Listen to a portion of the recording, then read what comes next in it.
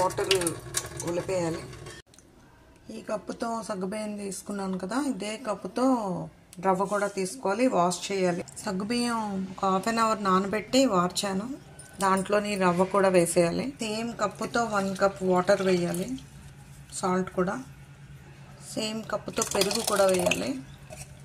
బాగా మిక్స్ చేయాలి. ఇలాగా అంతా మిక్స్ చేసి ఒక 1 అవర్ అలా వదిలేయాలి. ఇది ఇన్స్టెంట్ సగ్గుబియ్యం ఇడ్లీకి.